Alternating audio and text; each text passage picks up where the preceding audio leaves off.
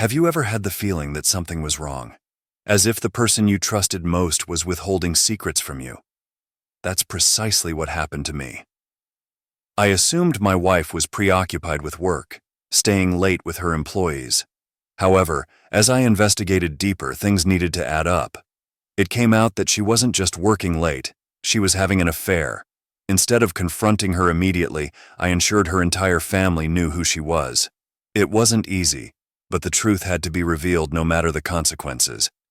Don't miss the ending. It's really heartbreaking. So, my busy wife was having an affair with an employee. I made sure our children understood what kind of mother they had. This is my third effort at writing it because I permanently deleted it before posting it. Still, I suppose the third time is the charm.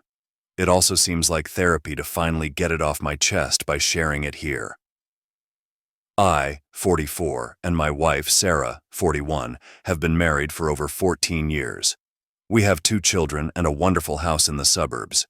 Things weren't horrible. They were simply expected. We worked hard, raised our children, and occasionally went on a date night to mix things up.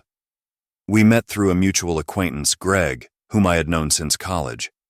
Sarah had just returned to town after finishing her degree, and Greg assumed we'd hit it off. At the time, I was not seeking for something substantial. I had just left a long-term relationship and was not in the best of moods, but Greg kept urging us toward one other. Sarah was easy to chat with and didn't appear to be trying too hard. I wasn't seeking love, I wanted to live in the moment and keep things light. I told her early on that I wasn't sure I wanted to get into something serious. She seemed comfortable with it, but the relaxed atmosphere did not last long. We hung out and texted all the time.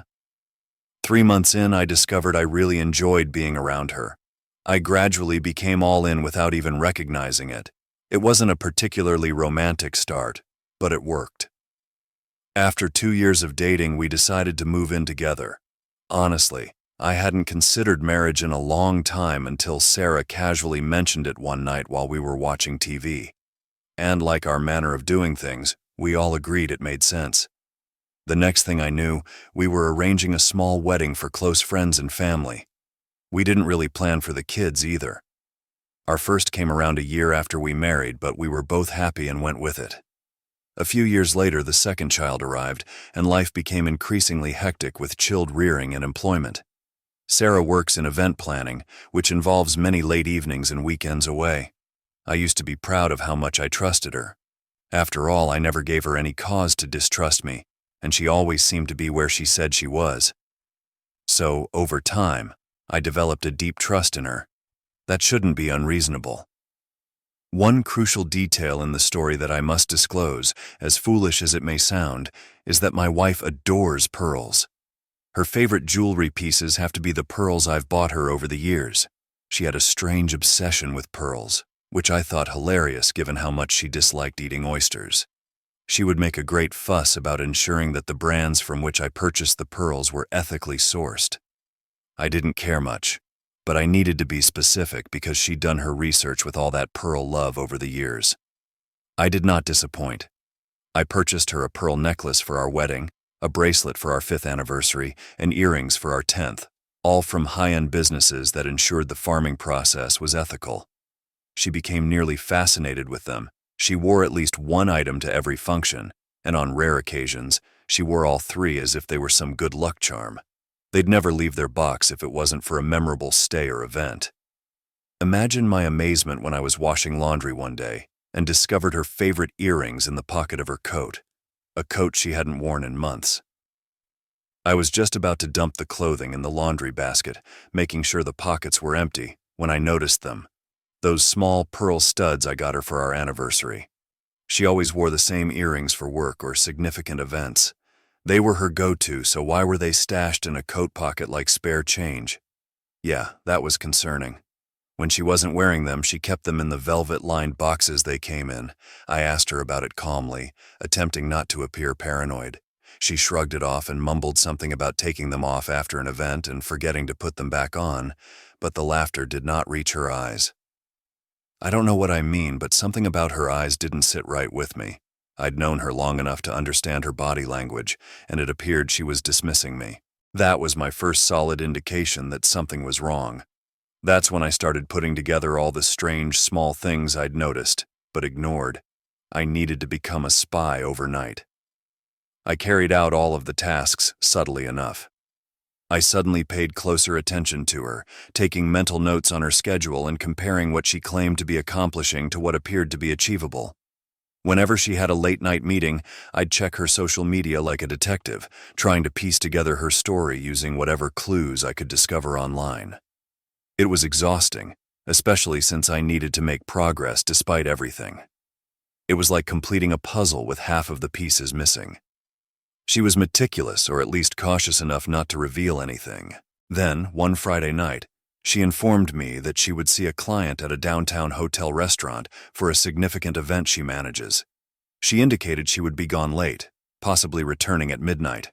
At this time, I had such a strong desire to follow her that I decided to do a small stakeout to determine whether she was indeed where she said she was. I could have hired a private investigator, but I wanted to save money because I didn't have anything to bet my life on yet. I drove to the hotel at 9 p.m., parked near the entrance, and waited. There is no evidence of her car. I waited for more than an hour, maybe two, looking at the entrance like an idiot, hoping to see her walk out and prove me wrong. But no Sarah. By this point, I felt a tightness in my chest. It felt like everything I'd been trying to avoid was coming true. She wasn't where she said she'd be, so all I could think about was where she would be at that time of night if not at the hotel. I eventually made my way home, but she wasn't there. Something happened to me that night, and that's when I decided to raise my game. I'd been checking her phone anytime I had the opportunity, but she must have been one step ahead. She had vanishing messages enabled on her apps, and her texts were partially wiped. I couldn't ask her why, as that would have revealed that I was snooping. Plus, we always had access to each other's phones, so asking her directly would have been strange. I also noticed her social media looked strangely plain. How does she get these event management gigs? Her accounts were so lifeless, with barely any posts on the projects she claimed to be working on. It was almost as if she was covering her tracks, keeping everything looking clean on the outside while concealing what was happening. I remember momentarily thinking that my wife may have been a low-key escort. However, that was a stupid guess.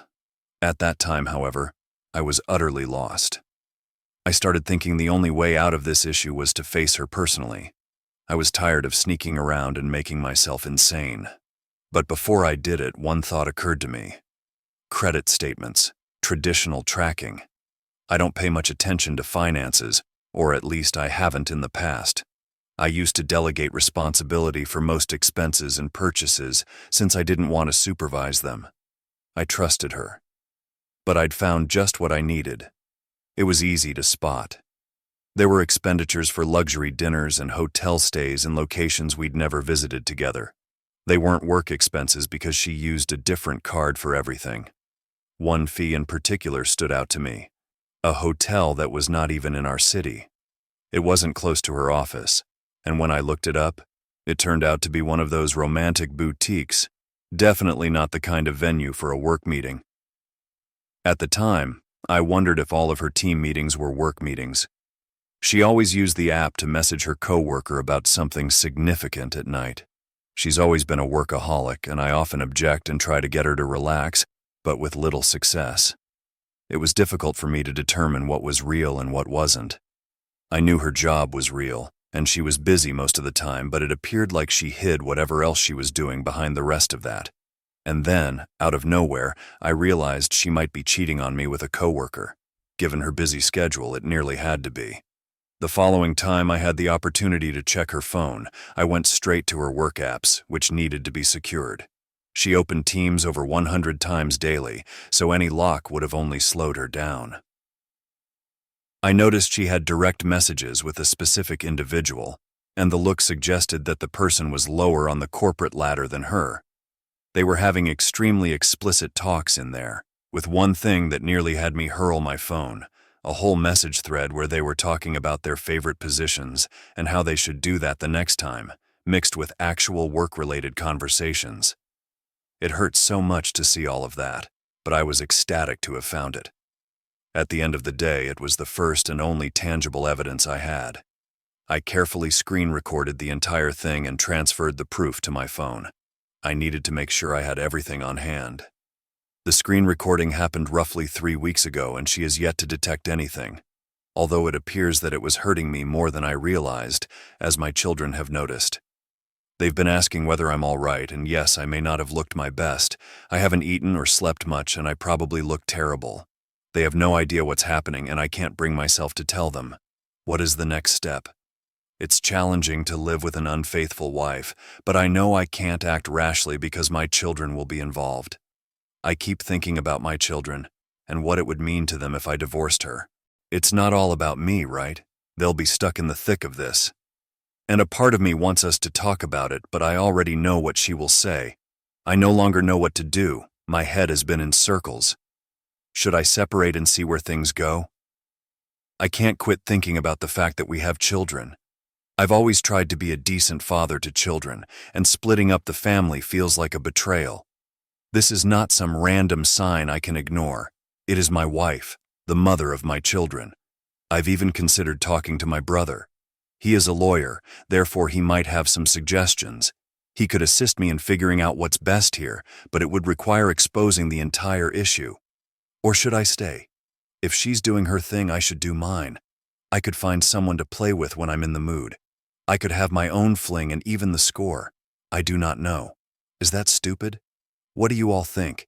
Is it unreasonable for me to consider staying? Cheating back may make me feel more equal, but I will always want to do more to pay off her debt.